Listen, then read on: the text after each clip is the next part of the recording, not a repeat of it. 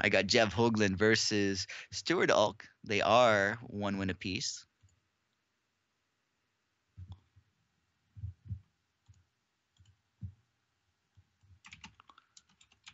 Jeff, of course, one of our 3 Exalted for this year. He's on the Team HEX Heroes with a few other names you might recognize. He has a master's degree in mathematics. He contributes to some open source projects around the interwebs, and he has 2 wonderful boys and a wife who supports his gaming addiction. He has a few finishes to his name as well. 1 Clash top 8, I guess 3 Bash top 8 if this isn't up to date, and 2 Cosmic Crowns as well. Does a lot of work on Twitch and a lot of article content as well on HEX TCG. StewardUlk, however, was 6th in the Cosmic Crown Showdown last month, so no slouch as well. Not as many performances, top 8s to his name, but that is a big one, a CCS top 8. Anyway, looks like we have JeffHoogland also sleeving up Cassia Golden Light, Diamond, Sapphire, this stuff, drawing cards. I hear JeffHoogland likes drawing cards, so this seems like a fitting deck. StewardUlk has Firesoul Gemsworn. Well, Sentry of Nulzon socketed Haraza, Ruby and Diamond. Yeah, this is actually what Jeff was playing last week. And he switched up this week, and now he's playing the deck we just saw. So obviously it's been doing the rounds, and it's up here with the votives and the calling and the shaper. Well, we wanted to see how this deck does in other matchups. We're gonna get our chance right here. Sentry of Nulzon makes all of the socketed troops. For StewardUlk, -1 cost. That will be played turn 1. Not bad at all. That Crusader on turn 2 sounds horrible. Horrible and devastating. It's going to happen here. The Gemsworn 2 cost 4/4. Yeah, the 2 cost 4/4. Bit overpowered. But yeah, Jeff Sanders is very solid, like the votives Thunderfield Seer here, to start things going. Slow Shard comes in, which means that the Cosmic Calling isn't going down this turn, but once we hit the Cyclone Shaper next turn, that's going to be a case of all of those cards being entirely free, including the Cosmic Calling. We see Sentry of Nulzon here. Firesoul Gemsworn for 4 cost is pretty spicy. 3 cost, it's even better.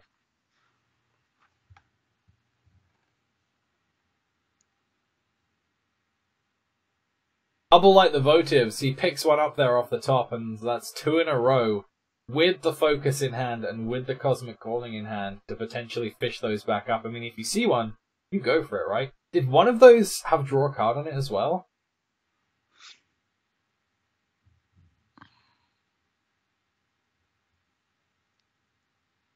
Going for the focus before the votives this time. I'm just seeing cards being played. I think that's the power of this deck. You go off and you draw a bunch of cards, and at the end of the day, you have candles.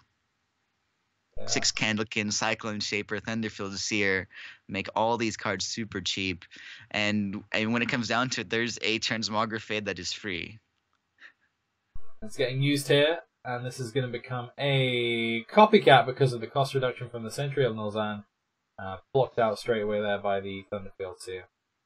There is a Heart's Whisper in hand as well, which, once this other Cyclone Shaper comes down, is going to be playable with the remaining resource. Plus Cassia Golden Light here, able to push all of those candles to 2/2s. Thunderfield Seer first, because actions will be -2 cost. No, goes for the Heart's Whisper first, so won't play the Cyclone Shaper now. Double draw. Is that double draw a card? Or just single draw card? Okay. Very well. Cosmic Calling. Picking up that Light of the Votives. That's what he's looking for. He knows that he's got some escalates there already. So any additional Light of the Votives before this charge power is used are just free. Like, this is 5 escalated. See if we can pick another one up here. Doesn't quite manage it, but I mean, that's enough, right? That's probably fine. That's pretty good. And they're all 2/2s now.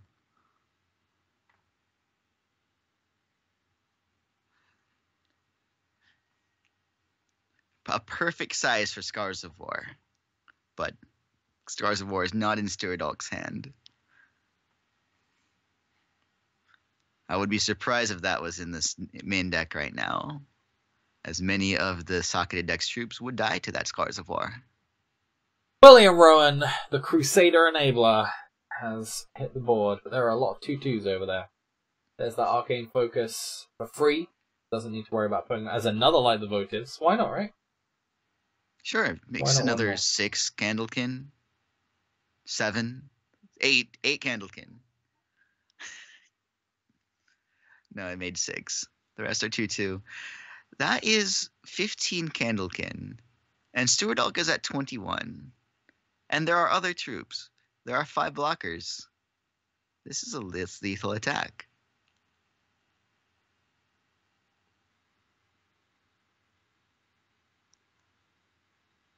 And it seems to me you lived your life like a candle in the wind. StewardUlk taken out by candles. An excellent opening hand from JeffHoogland, and showing that the ideal hand machines through your deck, makes lots of Candlekin. Cassia makes them 2/2. Sometimes you just get 4,000 Light the Votive escalates.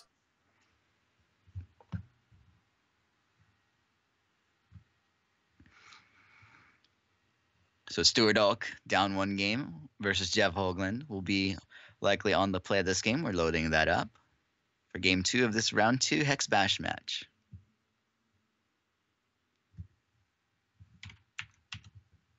I like this deck a lot.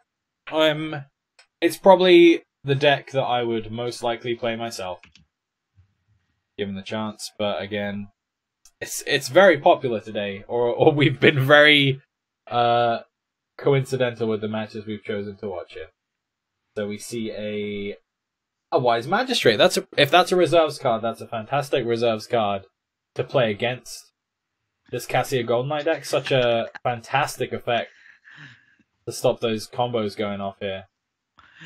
When an opposing champion plays a non-resource card, all their other cards in hand get ++2 this turn, which doesn't affect the cards drawn. So if you keep drawing, you can get through, but still, super annoying if they start in your hand.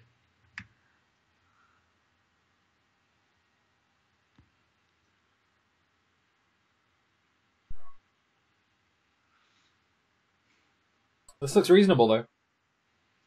We've got the turn 1 Sentry into turn 2 Magistrate into turn 3 Moonrise Elder thanks to the cost reduction. The question is, do you put that Altar of Nulzahn down, or do you put the Magistrate down here?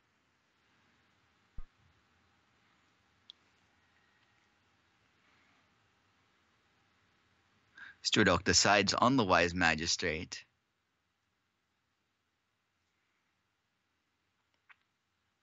But JeffHoogland is holding on to a Transmogrifade and Evaporate. We'll have options to get it off the table. Interesting draw again here, making things a little bit awkward. Just for the Rowan this time instead. Goes for that diamond dice. So we do have the altar, potential card advantage from that altar. We see the Transmogrifade hitting the Magistrate, turn it into a Scrapyard Dynamo. That's going to turn things back on in terms of the card cost here for Jeff. No way to protect against the transforming actions of Transmogrifade.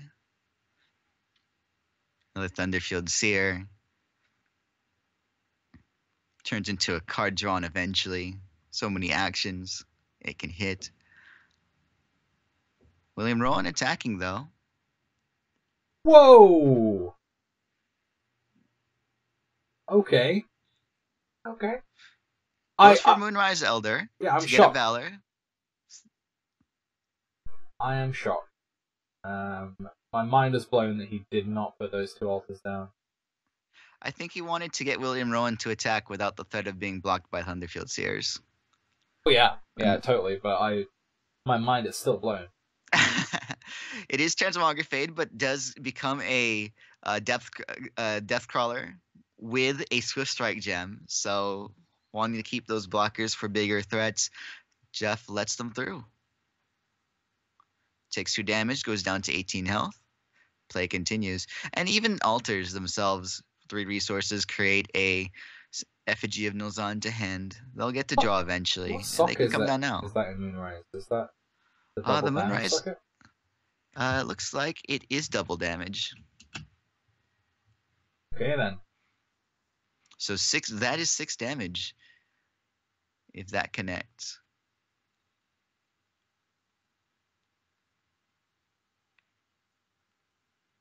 So obviously blocked by a Candlekin. Not playing the altar there was interesting too. I guess he is going for that one shot. I think so. Because that way next turn he can play the second altar and that effigy no matter what the draw is. Mm-hmm. Yeah, that makes sense. And with a resource can actually... No, he can't do it twice, but that's okay. Getting 2 cards drawn off of Altar of Nulzan, which is once per turn when you play a socketed card. Draw a card. And then those are finds an some Ardent spicy, Crusader. spicy draws. Got the Animus there and the Ardent Crusader. So, I don't think it looks really good for Steward, but there is Runebind, Transmogrifade. Is that an Evaporate? That is an Evaporate. And an Evaporate on the other side here. So, interesting choice there. Just putting the Crusader down now. I mean, he's got. It's not actually that interesting now that I think about it. The damage is done. Like Jeff is down to 10.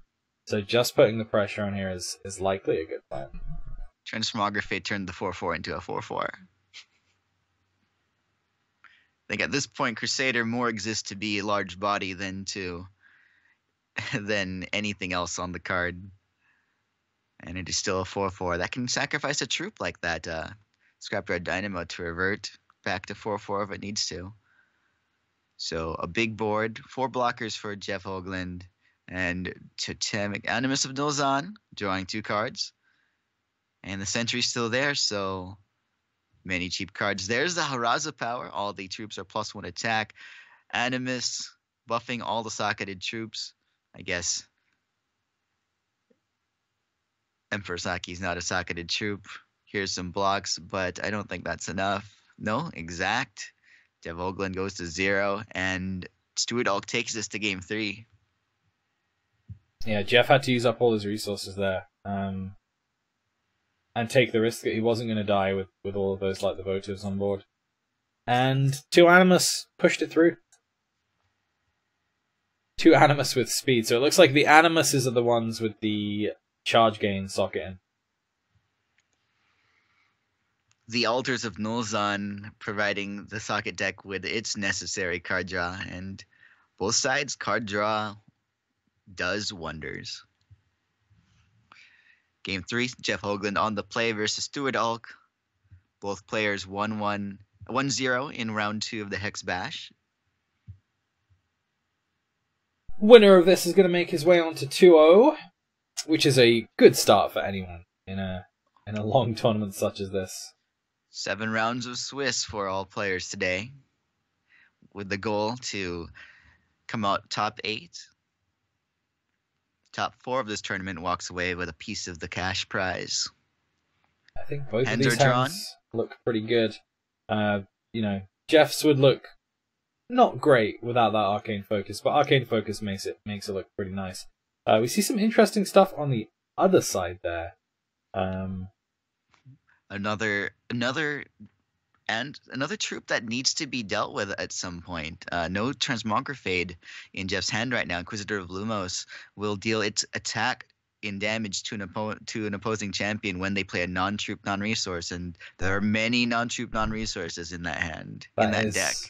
It's a very good countercard to this strategy of just playing a bunch of actions here. There is a Runebind, but there is no Transmogrifade yet, which means that if that card lands, then until that Transmogrifade shows its face, it's going to be a little bit awkward for Jeff to start pounding out those actions, because he's going to be taking 2 damage every time, and potentially more too, with with the potential for that Harasser power as well. Harasser power. Nice. Valor. No, not really. But Jeff on the play. Arcane Focus. And then with that Sapphire, can go Cyclone Shaper, free Guidance, free Moonbind, Mobilize, Cosmic Calling for free, get that going. Ardent Crusader on turn 2, though. Big 4/4. So we've got free Cosmic Callings, free Runebinds, and free Guidances.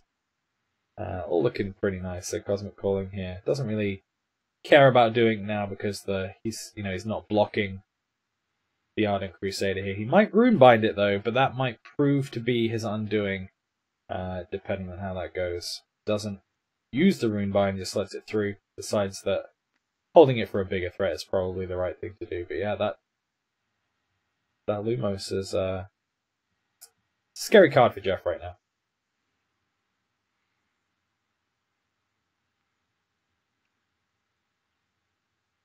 Plays a troop, creates a Candlekin. Consult the Talon gets played, 2 damage ping. There's the Runebind, 2 damage ping again. And then, I mean, the rest of the cards can be played now, but that's a decent chunk. It is a decent chunk, but it is the opening that Jeff is looking for to try to get what he needs. Has a second Runebind. Will take 2 to enable taking another turn like this. With more Cyclone Shapers. Probably going for the resource to put that guy back in play because he was doing some good work there. Any additional damage this guy's doing is huge. And it also keeps the removal away from that Crusader, right? So as long as that guy's there, it needs to be dealt with. And that means the Crusader's just free to plug away and deal damage all day long.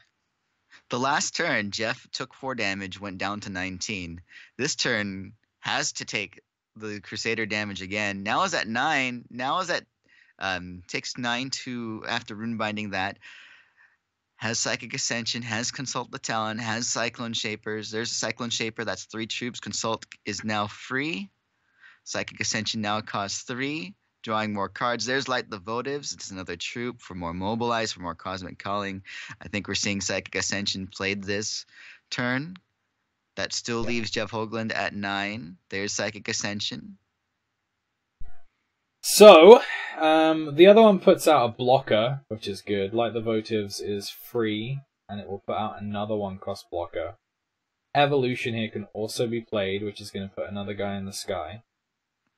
And a blocker. That's a Harbinger of Hasta from Consult the Talon, popping out those troops and getting that Consult the Talon to the point where it can be played. And he's just from nothing to everything with barely anything actually happening. Just getting that thing down and having that cost reduction from Shaper is turning this board from one that was, looking like it was going to lose next turn to just an unstoppable army.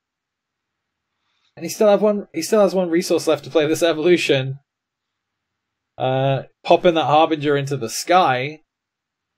And then he still has Runebind left for free.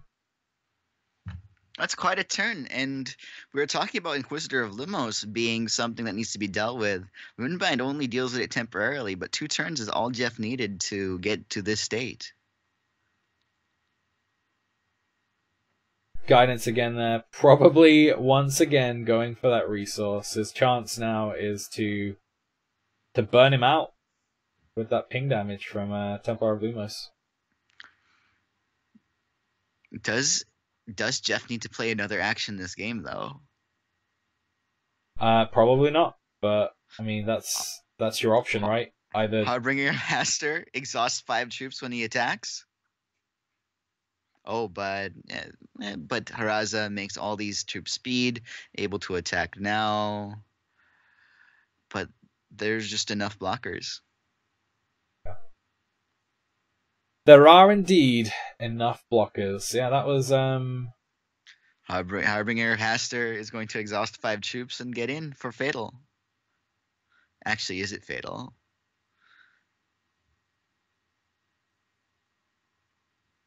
It probably is. That's still 23 health, though. Oh, easily. It is easily 23 health with all those troops exhausted.